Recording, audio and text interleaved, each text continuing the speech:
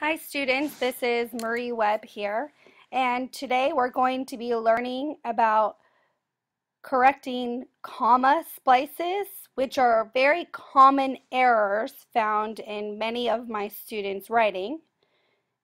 And the second thing we're going to be working on today is additional punctuation rules when using quotation marks. Many students are using quotation marks in their writing from online websites, books, or other sources.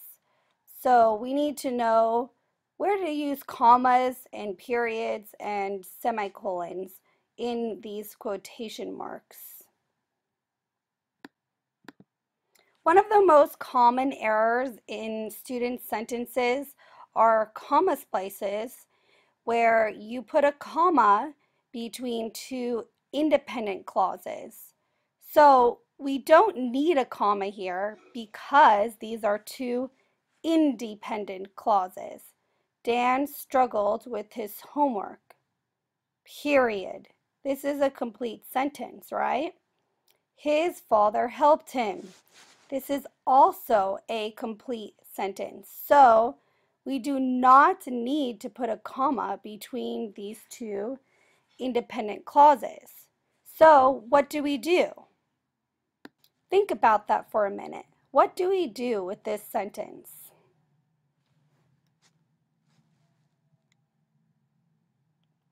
Well, we can do three things. We can insert a conjunction between the two independent clauses. Do you remember what a conjunction is? And, or, but, so, fanboys, right? You can start a new sentence, or you can insert a semicolon between the two independent clauses. Let's look at how we do this. First, if we insert a conjunction, we could say, Dan struggled with his homework, comma, so his father helped him. In this sentence, we can use a comma because we have the conjunction so. We can also start a new sentence. We can just put a period between these sentences, or we can use a semicolon, which looks like this, a dot, a period, and a comma, to connect these two independent clauses together. So there are three things that you can do to improve a comma splice. Let's take a look at the following sentences. How would you correct the following? Number 1, this semester I am taking calculus, physics, and economics. How can you fix this sentence? Well, we have a list here, right? Calculus, physics, and economics. So when we have a list or a series, we'd put a comma between the nouns. Calculus, comma, physics, comma, and economics. How about number 2? Calculus is my best subject, comma. I am certain I will get an A. What's wrong with this sentence? If you look carefully, this is a comma splice. We have two clauses. Calculus is my best subject. This is an independent clause, right? You could put a period here. I am certain I will get an A. This is also an independent clause. So you can connect them using a conjunction. How about comma, so I am certain I will get an A. Or if you go back to our last slide, you can start a new sentence, right? You can put a period between these two independent clauses. Do you remember the third thing that we can do? If you remembered the word semicolon, yes, you can add a semicolon between these two sentences. How about sentence number 3? Although I am very busy, I still find time to have fun. We have a comma here, although I am very busy. What do you think about this sentence? Is it correct or incorrect? If you said it was correct, you're right.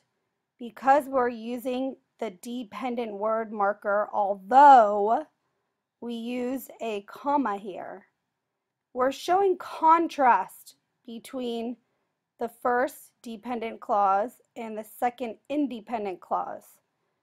And because we have the word although, we need to put a comma here because this is not an independent clause. This is dependent. How about number 4? Last weekend, my brother visited me and we went to a football game, a party, and a rock concert.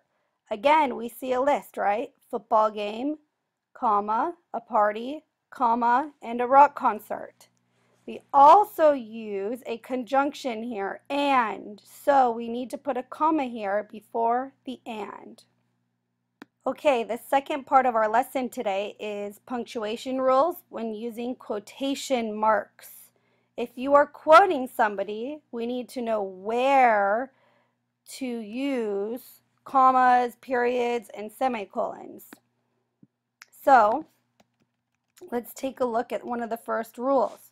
We use a comma to introduce a quotation after a standard dialogue tag, a brief introductory phrase, or a dependent clause. So in this sentence we have, the detective said, comma, quotation mark, I am sure who performed the murder, period, quotation mark. Look at this sentence. Our comma goes before the quotation marks and our period is inside of the quotation marks. Let's look at another example. Number 2, as D.H. Nakas explains, comma, this is probably the name of the author. We put a comma here before the quotation mark. Inside, we have the period. One of the second important rules that we need to know is where to put commas and periods when a parenthetical reference follows. So this is something like a page number that you might use in MLA or APA format.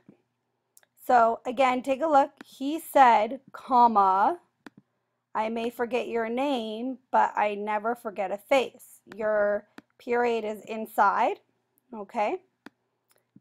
This sentence is the same. The period is inside the quotation marks. But once we include a page number here, the period goes at the very end of the page number.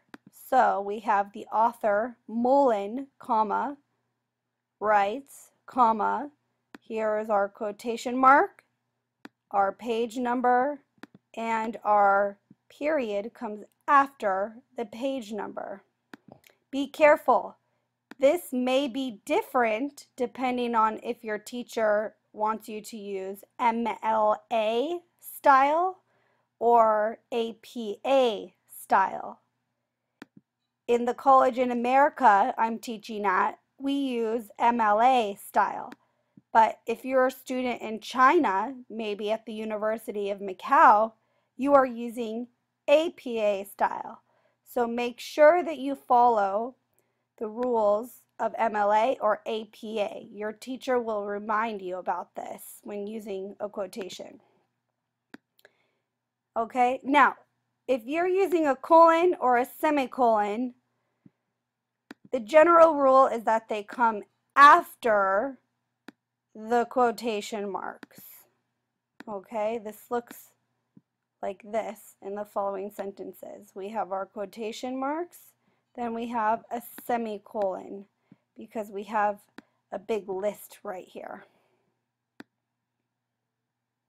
The last thing we need to know is using a question mark or an exclamation point, okay, within the quotation marks if the punctuation applies to the quotation itself.